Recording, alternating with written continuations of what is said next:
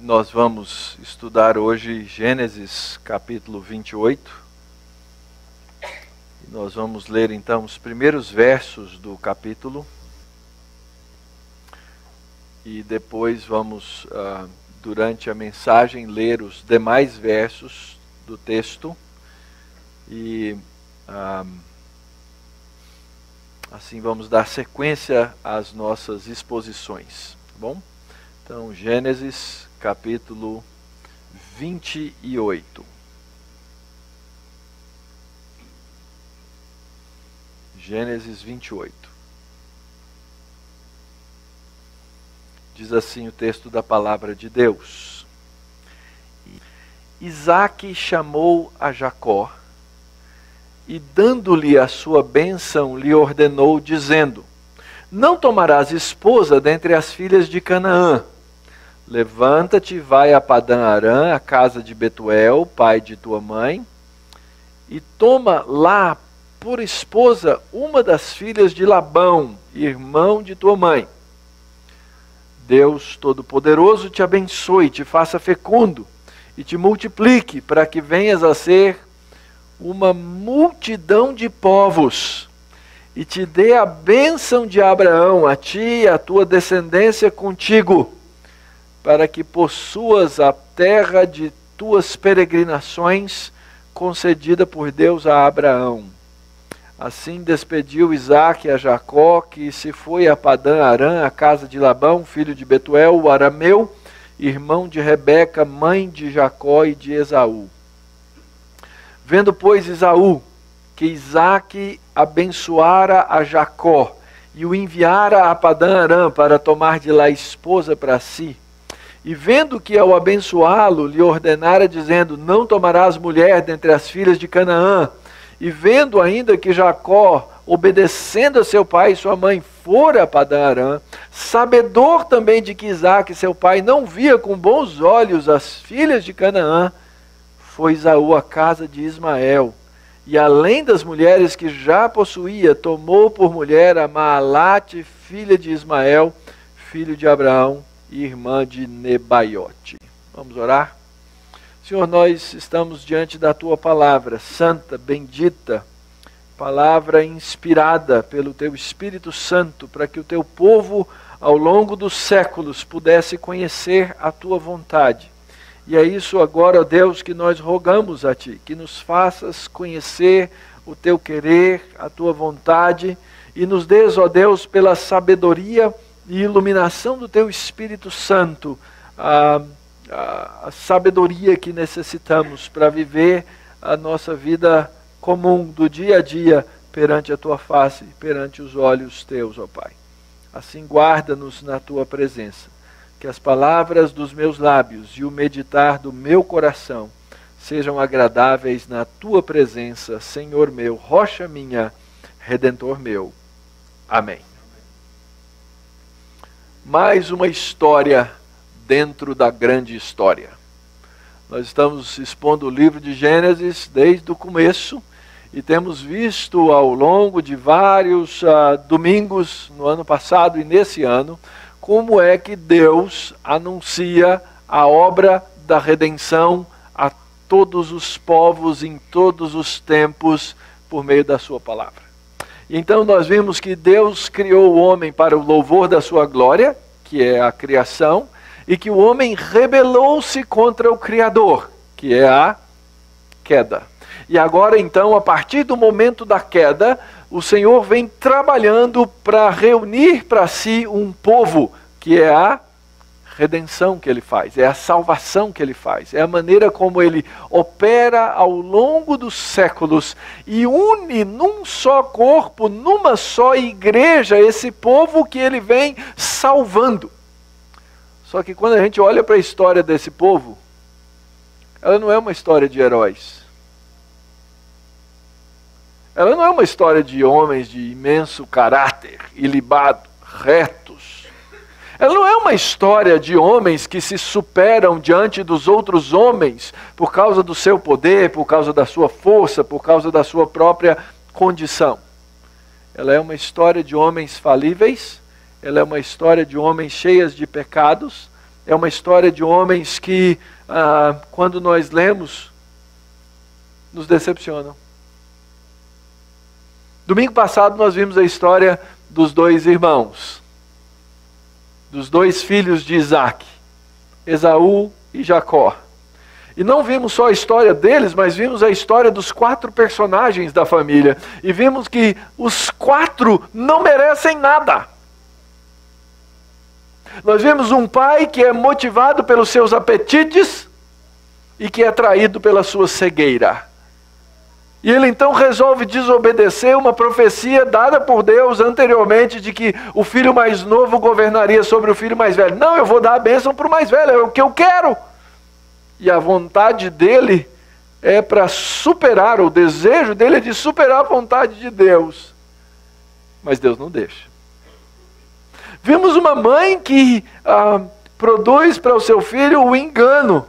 E que explora a cegueira do pai. O filho chega a dizer assim, olha, isso é maldição, explorar um cego é maldição, está escrito na lei de Deus. Ela fala, eu assumo para mim. E ela então instrui o filho mais novo, como vamos enganar papai? Pensa na aula de escola dominical, pensa no momento do culto doméstico, como enganar papai. Foi isso que Rebeca ensinou ao seu filho. O filho, que é o enganador, ele então usa de mentira, ele usa de blasfêmia, quando o pai pergunta para ele assim, mas como é que você conseguiu caçar tão rápido? Lembram a história? O pai disse para o mais velho, vai, busca uma caça para mim e eu vou te abençoar. A mãe escutou de trás da porta da tenda, chamou o mais novo e falou assim, vamos enganar seu pai. Pega um cabrito, pega um carneiro que eu vou matar e fazer a comida para ele. O filho mais novo chega diante do pai para receber a bênção, mas sabe que o pai pode pegá-lo. O pai pergunta, como é que você conseguiu uma caça tão rápido? E ele diz assim, não foi Deus que mandou a caça. Ele blasfema diante de Deus, ele usa o nome de Deus em vão. Isso é que é usar o nome de Deus em vão. É dizer que Deus fez uma coisa que ele não fez. Isso é tomar o nome de Deus em vão. Ele toma o nome de Deus em vão, engana o pai, Deus ainda assim lhe dá a bênção. E o filho mais velho, o enganado, é um cara cheio de auto-engano. Não tinha valores espirituais. Já tinha vendido a primogenitura dele.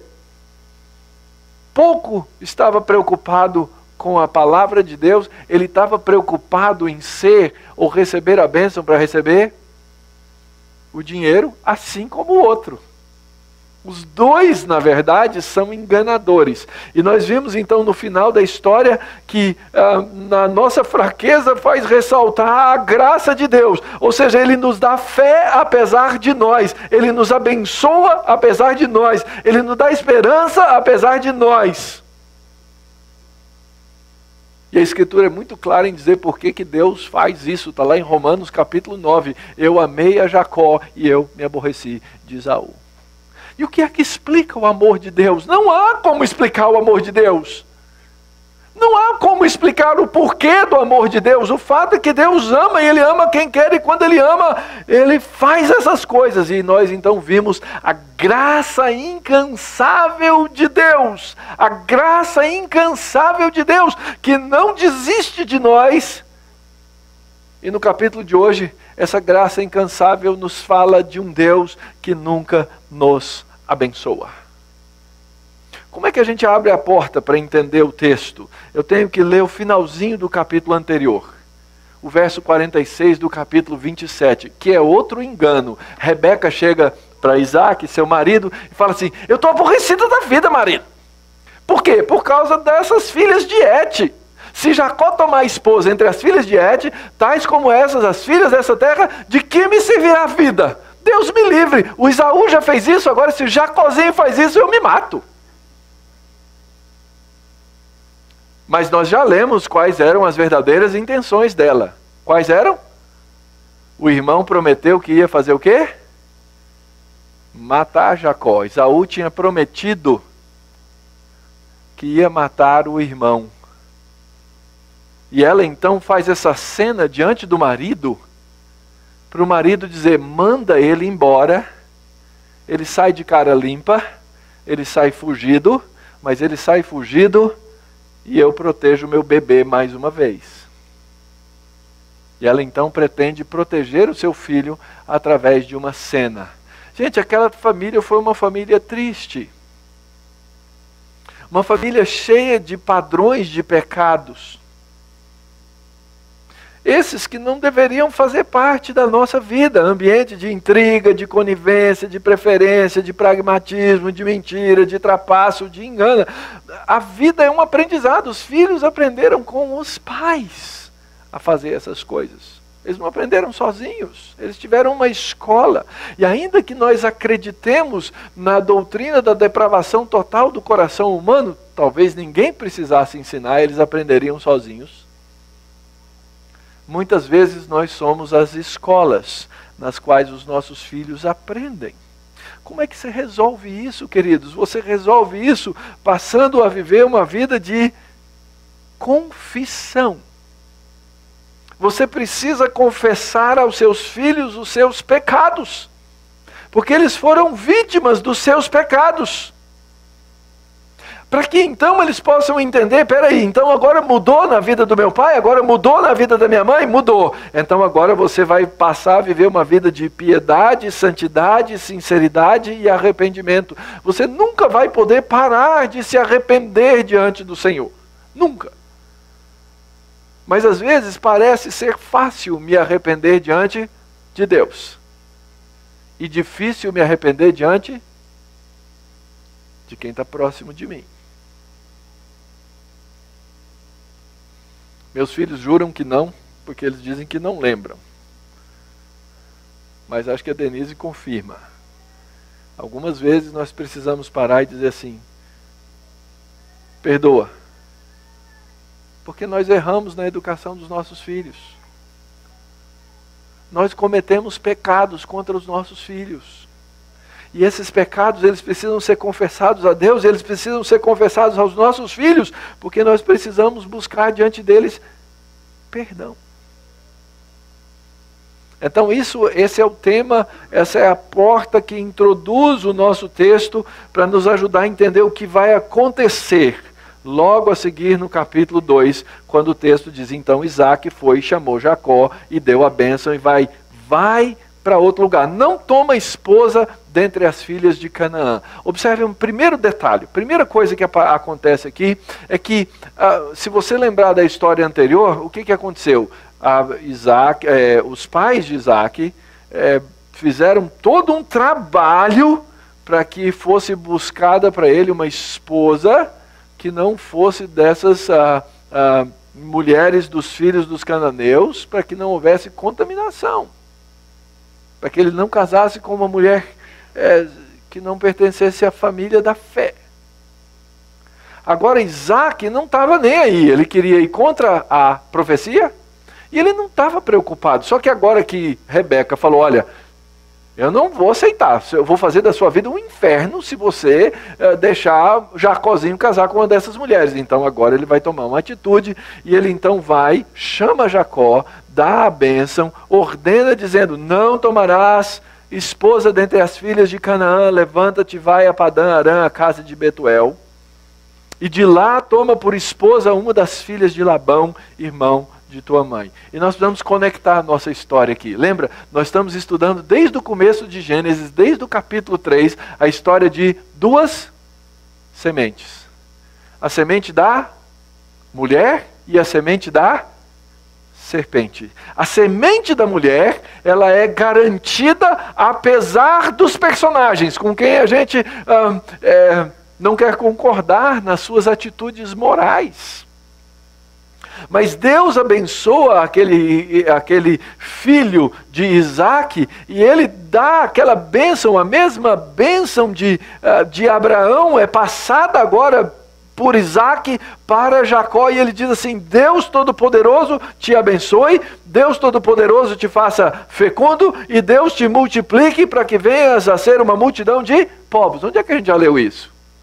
Capítulo 1, versículo 27, 28. Deus os abençoou e disse: sede fecundos, multiplicai-vos e enchei a terra. Depois nós lemos essa mesma história com os filhos de Noé. Deus abençoou a Noé e seus filhos e disse: sede fecundos, multiplicai-vos e enchei a terra. Depois no capítulo 12, Deus chama Abraão e disse: Abraão, eu vou te fazer pai de numerosas nações. Vai e tenha muitos filhos. E nós lemos toda a saga, toda a história de Abraão, que Deus diz que ele vai ser uma grande nação, mas ele tem que esperar quantos anos para ter um filho?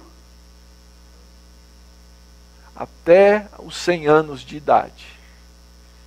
Ele foi chamado aos 75. Imagina as orações, imagina quantas vezes ele brigou com Deus. E o texto fala das brigas dele com Deus. Até que Deus lhe dá o filho. E agora, olha só de novo a bênção. Abençoe, te faça fecundo e te multipliques para que venha a ser uma multidão de povos. Aqui tem uma diferença. Lembra, Deus disse a Abraão que ele seria pai de numerosas nações. Aqui é muito interessante a maneira como o texto coloca, porque a ideia aqui é que eles vão se tornar uma assembleia de povos. Uma assembleia de povos. E eu já disse que a ilustração está sempre diante dos meus olhos quando eu prego sobre esses textos. Gente que vem de diferentes raças, línguas, povos e nações, e que se une para adorar um só Deus. Gente, está aqui o projeto de Deus com o qual a Escritura própria termina dizendo que Deus reúne diante de si gente de toda língua, povo, raça e nação para adorar a Deus. O projeto estava lá no livro de Gênesis. Eu vou fazer de você uma multidão de povos. E que Deus então te dê a bênção de Abraão, a tua descendência, para que você possua essas terras. E é assim que Isaac então despede seu filho Jacó, que foi até Padã Arã. E se você lembrar da história, na verdade Padã Arã foi um ponto de parada no qual Abraão esteve e do qual Deus o chamou para ir à terra prometida. Nada que é aleatório, nada acontece assim por acaso. Tudo nessa história, que é a história da redenção, está absolutamente conectado. Eu quero que você então vá e case com uma daquelas mulheres que são da nossa família. E aí aqui nós vemos um Jacó fugindo de casa. Agora vocês lembram qual que era a intenção de Jacó ao roubar a bênção? Primeiro ele comprou a primogenitura do irmão, porque ele ia ser o mais rico. Ele ia sair com tudo aquilo no bolso. E agora a gente vê aqui um Jacó fugindo de casa. Sem nada no bolso. Absolutamente sem nada no bolso. E aqui é um começo. Porque nós vamos ler nos capítulos seguintes, 29, 30 e assim por diante, o quanto Jacó precisava padecer para perceber a bênção que Deus lhe dava. É interessante, ele diz assim: vai até a casa do teu irmão e mora lá. Vive lá como um estrangeiro, como um peregrino, não é a sua terra. Para dizer que ele precisava voltar para a terra, para que as bênçãos de Deus pudessem se cumprir na sua vida. E eu acredito que o que mais me impacta aqui é perceber que Deus estava programando uma multidão de povos que vem dessa semente santa, que é aquela semente de Gênesis capítulo 3, versículo 15, para abençoar a terra e para abençoar as nações. Mas ao mesmo tempo que a semente da mulher se confirma, a semente da serpente se confirma. Verso 6 diz assim: Esaú viu que Isaac tinha abençoado Jacó, que enviara ele para... Vocês perceberam como o texto vai escalando? Ele viu, e vendo que abençoou, e vendo que o pai disse, e vendo que o filho obedeceu, e sabendo que Isaac, seu pai, não via com os bons olhos, então ele foi e se casou com mais mulheres ímpias. Se tem um jeito de eu entristecer meus pais, eu vou fazer isso melhor ainda. Eu vou trabalhar para isso. Ele compreende essa situação, e essa é a trágica ironia da história. É a confirmação dessa semente ímpia. E ele vai e toma mulheres da onde? Das filhas de Ismael. Lembra quem é Ismael? É o filho ilegítimo de Abraão. Então, se eu posso contribuir com essa tristeza, por que não? Vou trabalhar para isso. E ele trabalha, e ele confirma mais uma vez que os seus valores não são os valores de Deus, que os seus valores não são valores espirituais, que ele não está preocupado com o que Deus pensa, ele não está preocupado com o que Deus quer. Ele quebra mais uma vez aqui o 5º mandamento de honrar pai e mãe. Ele diz: eu não quero saber, eu quero saber de mim, eu quero saber do meu ego, eu quero saber das minhas coisas.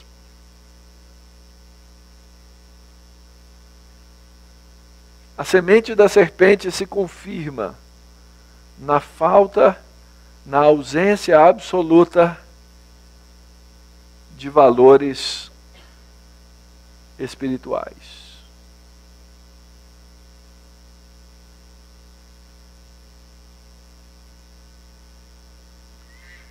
E nós precisamos, queridos, entender que vivemos num mundo assim.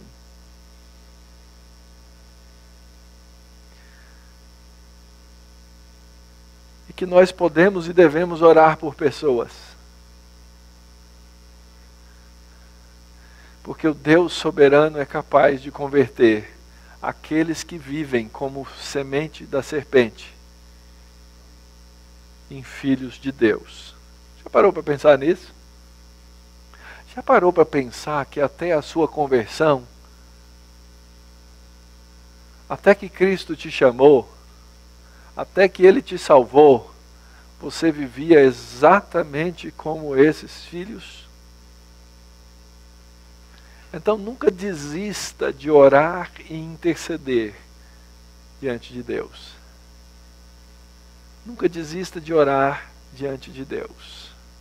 Porque Deus é poderoso para transformar aqueles que são seus opositores. Terceira lição que a gente aprende aqui é que o pecado nos alcança. Não achem que porque Deus abençoou Jacó, a vida dele agora ficou super legal. Verso 10 diz assim: e partiu, foi embora. Ele saiu de Berseba, foi para Arã, chegou a um certo lugar e ali passou a noite, pois já era sol posto, e tomou uma das pedras do lugar e fez o seu travesseiro e se deitou ali mesmo. Na língua original, ali mesmo é no lugar. E ele se deitou no lugar para dormir. Quando o escritor da Bíblia usa a mesma palavra 3 vezes num versículo, ele quer chamar a minha atenção. No lugar, no lugar, no lugar. Essa palavrinha pode ser usada comumente para qualquer lugar. Eu fui num lugar tal. Mas às vezes ela é usada para se referir a um lugar santo. A um lugar santo. Na verdade, é de se crer que aqui, pelo que vai ser dito depois, na verdade, Jacó estava no meio de um povoado. Depois a gente vai ver por quê. Um pouquinho mais na frente o texto vai dizer por que eu posso pensar isso. Mas o texto diz que ele chegou num certo lugar. E ele então se deitou naquele lugar. E já era sol posto, e ele tomou as pedras do lugar. E ele fez o seu travesseiro e se deitou no lugar para dormir. Olha a miséria desse cara. Saiu da casa do papai, saiu da cozinha de mamãe, para ter uma pedra por travesseiro. achou que ia sair com a grana no bolso e começa uma peregrinação que vai durar muitos anos. Aliás, é muito interessante como o texto da palavra de Deus funciona. A gente às vezes precisa perceber. O texto diz assim: tendo chegado a certo lugar, ali passou a noite, pois já era sol posto. E na verdade o que o autor está dizendo é o seguinte: aqui começam as trevas de Jacó. O sol só vai nascer para Jacó no capítulo 32, quando ele volta e ele luta com o Senhor. E aí então o sol era escuro, lembra? Ele luta e aí então o sol nasce de novo. O texto está dizendo assim: ele vai viver trevas agora. Ele é filho da mulher, ele é semente da mulher, mas o pecado nos alcança, queridos. Pecado tem consequência, não adianta, ele nos alcança.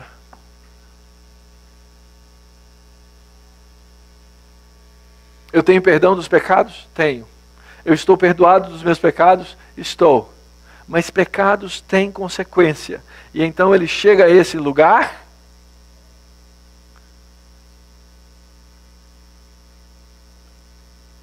e ele pega uma pedra de travesseiro, porque ele não tinha outro lugar onde dormir.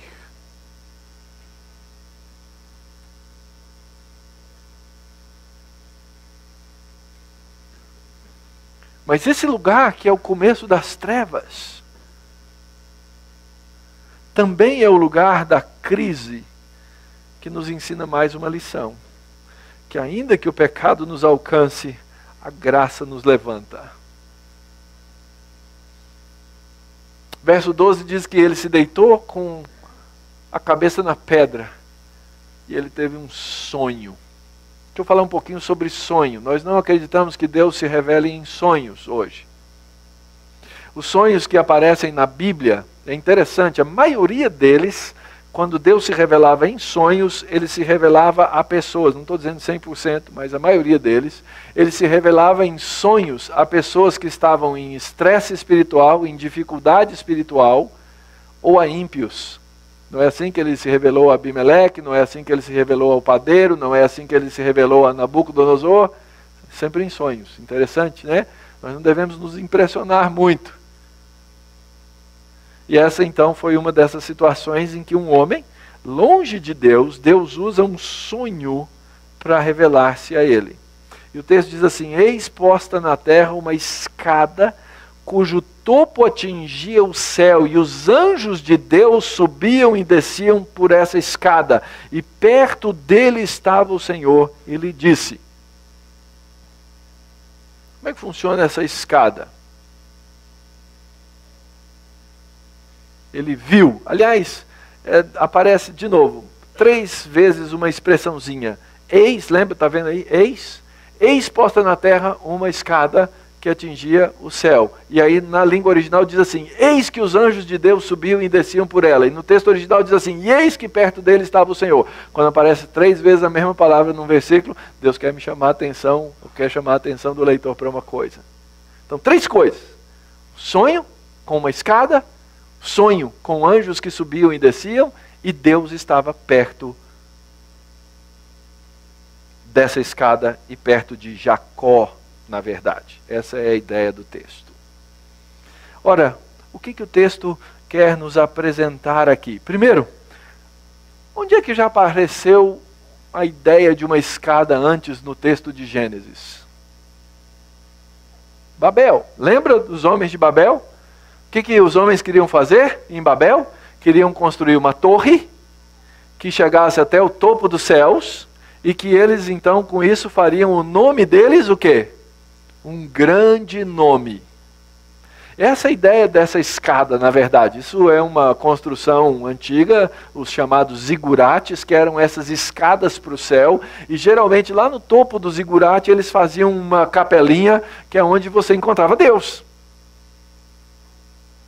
E esse texto está dizendo que havia uma escada e que anjos de Deus subiam e desciam por ela. Primeiro, não foi Jacó que fez a escada, não foi Jacó que construiu a escada, não foi Jacó que subiu a escada e não foi Jacó que desceu a escada. Lembrem disso. Porque sempre tem na nossa mente, no nosso imaginário, a escada de Jacó. Jacó não é dono de nada dessa escada, é a escada de Deus. E ela serve para os anjos subirem e descerem dessa escada. E eles então vão subir e descer para quê? O que a Escritura fala que é o ministério dos anjos? Eles servem aos homens, eles servem a Deus, e eles são aqueles que contam para Deus o que está acontecendo na terra. Lembra da história de Babel, de novo? Diz que os homens estavam construindo a escada para chegar no céu, e Deus teve que descer do céu para ver a escada, porque ela era insignificante, é uma ironia. Aqui Deus faz uma escada e coloca os anjos para subir e descer, para que eles pudessem dizer a ele. Ela estava firmemente direcionada para a terra, essa é a ideia do texto, e os anjos de Deus então, que se encontram aí, eles fazem conhecida a presença de Deus, ao ponto de saber, verso 13, que Deus, o Senhor Jeová, estava perto. E não estava longe. Quando Deus está longe, Ele chama. Mas aqui Deus faz o quê? Deus diz, porque Ele está muito próximo. Mas pastor, que história estranha essa da escada que o senhor está contando aí. Interessante, ela é mencionada no Novo Testamento. E se você lembra da história, aparece no primeiro capítulo do Evangelho de João. Quando Jesus resolveu partir para Galiléia, ele se encontrou com Filipe e disse para Filipe: me segue, vem atrás de mim. João 1,43. Ora, Filipe era de Betsaida, cidade de André e de Pedro. Filipe encontrou a Natanael e disse: achamos aquele de quem Moisés escreveu na lei e a quem se referiram os profetas, Jesus, Nazareno, filho de José. E perguntou Natanael: de Nazaré pode sair alguma coisa boa? Respondeu Filipe: vem ver. E Jesus viu Natanael aproximando-se dele e disse a seu respeito: eis aí um varão israelita em quem não há dolo. E Natanael, assustado, perguntou: de onde me conheces? E Jesus respondeu: antes de Filipe te chamar, eu te vi, quando estava debaixo da figueira. E ele falou assim: mas o senhor não estava lá perto, eu estava sozinho. E então Natanael exclamou: mestre, tu és o Filho de Deus? Tu és o rei de Israel? Ao que Jesus lhe respondeu: por que te disse que te vi debaixo da figueira, você crê em mim? Eu falei porque você ficou impressionado que eu te disse que eu te vi debaixo da figueira? Natanael, você vai ver coisa muito mais impressionante do que isso. E Jesus então acrescenta, versículo 51 de João 1, e acrescentou: em verdade vos digo, que vereis o céu aberto e os anjos de Deus subindo e descendo sobre o Filho do Homem. Os anjos não precisavam de uma escada, porque Deus estava estabelecendo quem era a escada. Deus estava dizendo quem é aquele que abre o céu para eu poder vê-lo. E a escada é Jesus. Aquele que veio reverter Babel. Lembra o que foi Babel? Eles queriam abrir uma porta no céu e não conseguiram. Deus falou assim: vou estragar o plano de vocês. E espalhou todo mundo pela face da terra com várias línguas. E agora o que Deus está fazendo? Ele está trazendo um que vai unificar as línguas para que os homens possam de novo falar uma língua e adorar em uma língua. E clamar o nome de um que é Jesus. Porque é aquele que está perto. Como a palavra de Deus é maravilhosa, irmãos. Como ela nos fala de Cristo em tantos lugares e de tantas maneiras. E como é maravilhosa a ação de Deus em nos dar um mediador que abre a porta do céu para o seu povo chegar diante dele.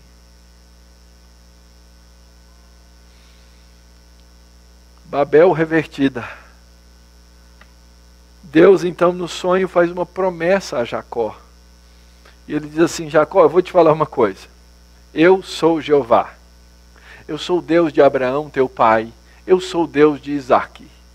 a terra em que agora estás deitada, eu vou te dar, a ti e a tua descendência. A tua descendência será como o pó da terra. Estender-te-ás para o ocidente, para o oriente, para o norte e para o sul. Em ti e na tua descendência serão abençoadas todas as famílias da terra. Eis que eu estou contigo e te guardarei por onde quer que fores e te farei voltar a essa terra. Porque te não desampararei até cumprir eu aquilo que te hei referido. Deus vem e conversa com o enganador. Deus vem e confirma a sua bênção para o enganador. Deus vem e faz promessas para o enganador. E Deus vem e derrama graça sobre o enganador. Isso é importante. Olha só o verbo, eu vou dar, é graça. Você não vai tomar, você não vai conquistar, porque eu vou te dar para você e para os seus descendentes. E vou fazer igualzinho tinha prometido para Abraão, eu vou cumprir a promessa, sua descendência como o pó da terra. Em ti vou abençoar todas as famílias da terra. E aí então aparece essa tríplice bênção no versículo 15. Eis que eu, primeiro, estou contigo. Segundo, eis que eu vou te guardar. E eis que eu vou te fazer voltar para a terra, porque eu não desamparo os meus filhos. 3 promessas. Estão espalhadas por toda a Bíblia essas 3 promessas.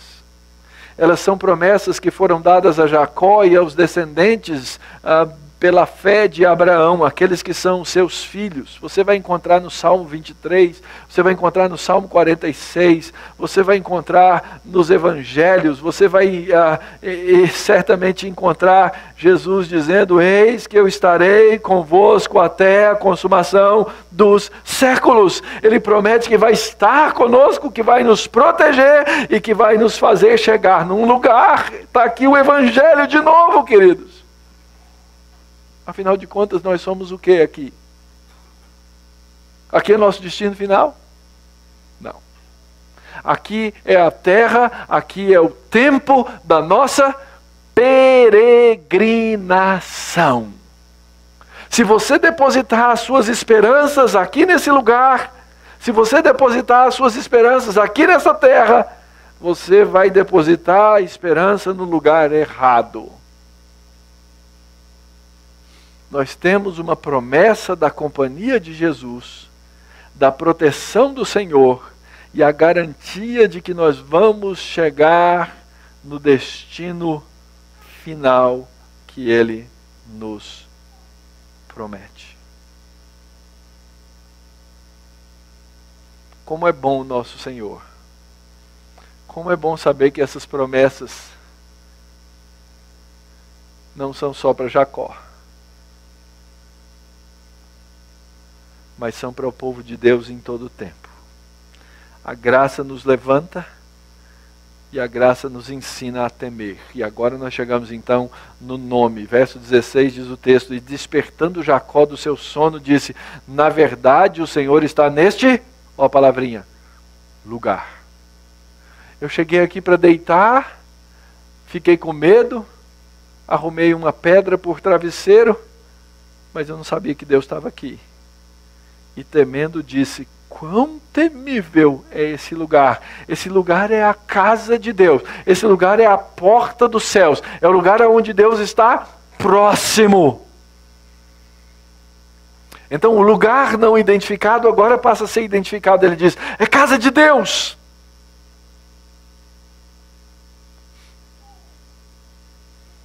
E foi nesse momento que Jacó passou a temer mais a Deus do que ao irmão. Porque ele estava fugindo de quem? Aliás, pensa no desamparo. Pensa no desamparo. Ele enganou o pai,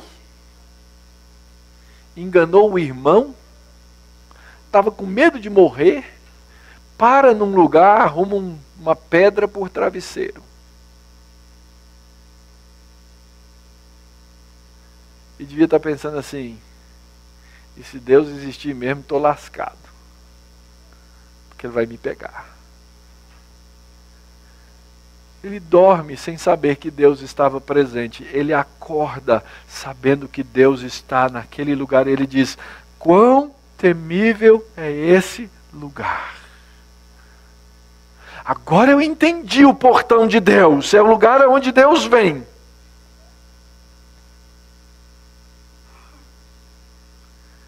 E aqui, queridos, começa uma grande caminhada de Jacó.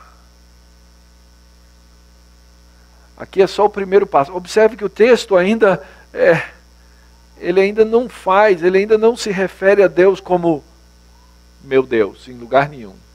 É o Deus do teu pai, o Deus de Abraão, o Deus de Isaac, eu vou te dar a bênção dele. Ele ainda não diz assim, meu Deus. A graça nos ensina a temer. E a graça nos faz lembrar. Verso 18 diz: então, tendo se levantado Jacó cedo de madrugada, tomou a pedra que havia posto por travesseiro e erigiu em coluna, cujo sobretopo entornou azeite. E ao lugar, cidade que outrora se chamava Luz, percebem que ele não estava no ermo deserto? Ele deu o nome de Betel, casa de Deus. Casa de Deus. Jacó aqui faz um mini templo, ele faz um memorial, ele estabelece uma coluna.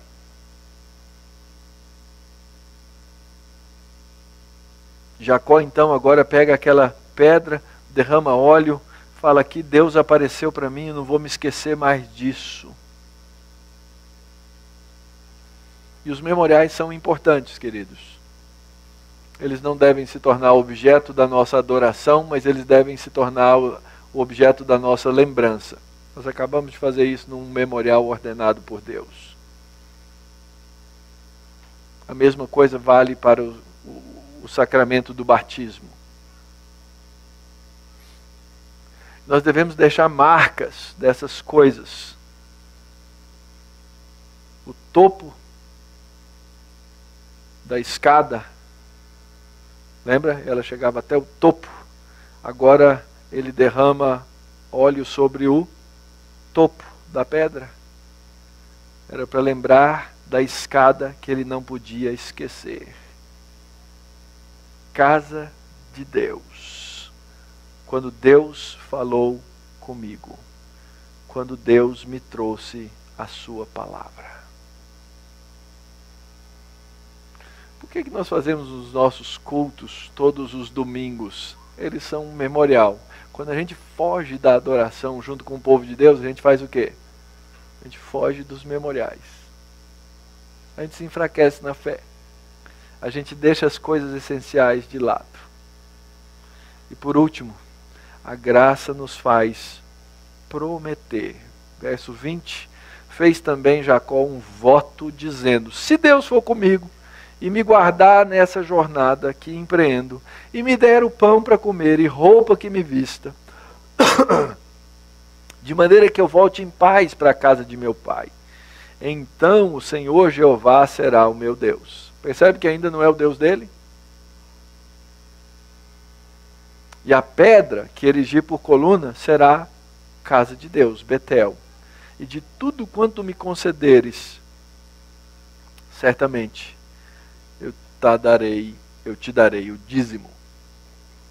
Alguns tendem a entender que aqui Jacó de novo barganha com Deus. Olha, se Deus fizer isso, então eu vou fazer isso. Eu não acredito que é isso que Jacó esteja fazendo aqui. O problema é que ele ainda não tinha Deus por Deus. Ele ainda estava aprendendo quem é Deus. Ele ainda precisava entender esse Deus dos pais dele. É aí que ele diz: então Jeová será o meu Deus, porque até agora ele não é o meu Deus, ele foi o Deus dos meus pais, mas não o meu. Então, eu não entendo que ele está barganhando, mas ele está aqui conhecendo. Ele pede de Deus o quê? Deus, o que eu preciso? Ele primeiro quis sair rico de casa e não saiu. Agora ele pede o quê? Ele pede o básico. Deus, se isso que o Senhor falou mesmo que vai ser comigo, vai me acompanhar na viagem. Se o Senhor me der pão para comer, porque eu estou sem pão. Se eu tiver roupa, porque eu trouxe aqui 2, 3 mudas, quem sabe. E se eu voltar um dia para a casa de meu pai, então eu vou saber que o Senhor é Deus mesmo. Ele não está colocando condições. Ele está perguntando se aquilo que Deus havia dito era verdade mesmo. Ele não está pedindo nada extra que Deus não tinha dito que ia fazer. Esse às vezes é o nosso problema. A gente quer barganhar com Deus, dizendo, Deus, se o Senhor fizer tal coisa, então... Ele não disse que ia fazer, você não pode cobrar de Deus algo que ele não disse que ia fazer. Mas aquilo que Deus disse que ia fazer, eu posso lembrá-lo. E o que Deus prometeu para você, querido? Jacó é um desses privilegiados que tem o nome da Bíblia. Eu já procurei para todo lugar aqui o nome Mauro. E a melhor coisa que eu encontrei foi Mal, só. Mas o que Deus prometeu para mim nessa palavra? Ele prometeu para mim salvação? Ele prometeu sim, como prometeu a Jacó, que estaria comigo? Ele prometeu sim que me sustentaria ao jeito dele, não do jeito que eu quero, do jeito dele. E ele disse que eu sou um bem-aventurado. Aí eu vou traduzir bem-aventurado do jeito que eu quiser. Essa é a nossa dificuldade. Bem-aventurado é um cara feliz, bem-aventurado, vive na boa. Não, ele disse assim, bem-aventurados os pobres, bem-aventurados os humildes, bem-aventurados os que são perseguidos, bem-aventurados os que choram.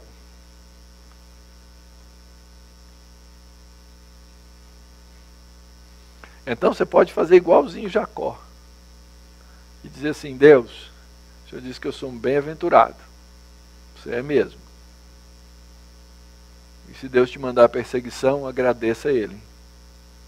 Bem-aventurados sois quando por causa do meu nome te perseguirem. E contra vós disserem todo tipo, toda sorte de injúria, de mentira e de calúnia. E aí nós vamos aprender que Deus não desiste de nós. O que a gente faz com tudo isso, queridos? A primeira coisa, a gente aprende que Deus nos encontra. Jacó estava fugindo de casa e não queria saber de Deus. Deus foi encontrá-lo. É Deus quem nos encontra. A presença de Deus é uma presença transformadora. A aliança de Deus é abençoadora e ela cuida dos seus santos peregrinos, preserva-os, protege-os, até eles chegarem na terra prometida.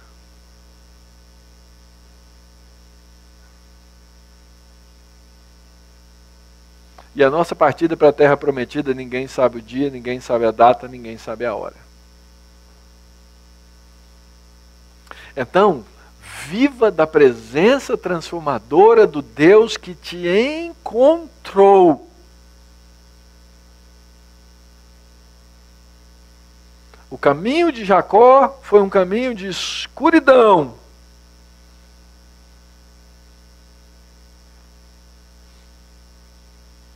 Mas era um caminho para uma consumação. Lembra da grande história?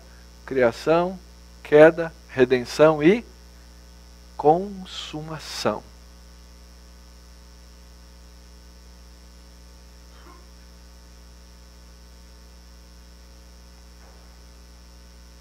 No caminho a gente vai ter crises. O caminho para a santificação é longo. Nosso amigo Jacó, meus irmãos, ele vai penar.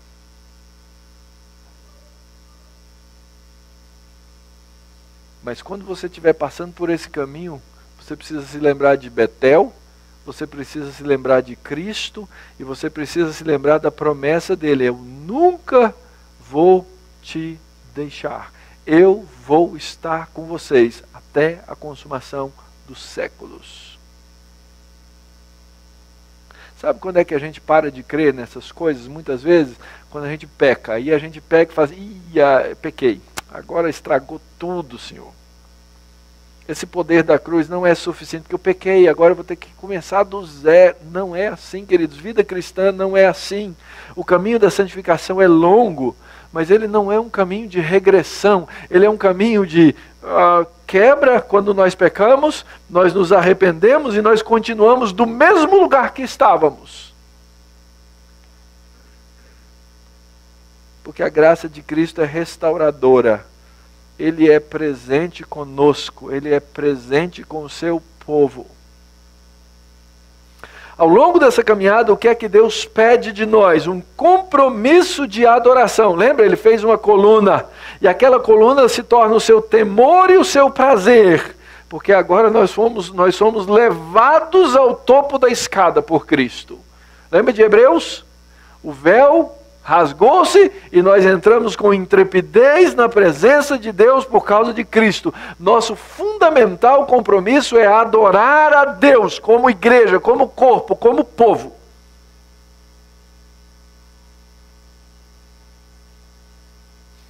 Segundo, ao longo dessa caminhada, nós temos um compromisso de dar.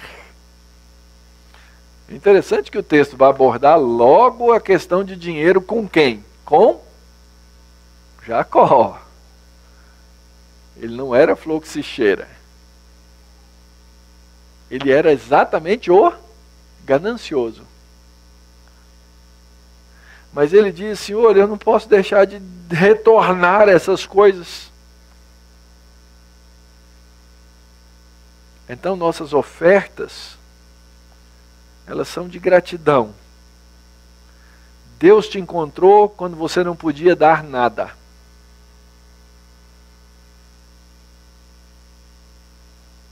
E agora Ele requer de você tudo. É isso que nós vamos ver no fim da crise de Jacó, lá no capítulo 32. Ele não vai se contentar com um pedacinho. E por último, queridos, não nos esqueçamos, nós somos parte de uma multidão de povos. Multidão de povos. Nós estamos aqui ensaiando para aquele grande dia da nossa grande reunião, em que gente de toda língua, raça, povo e nação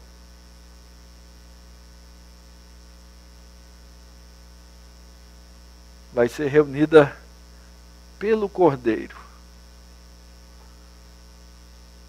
E enquanto isso aqui a gente ensaia, enquanto isso a gente aqui pratica, a gente lembra quem Ele é e as coisas que Ele faz.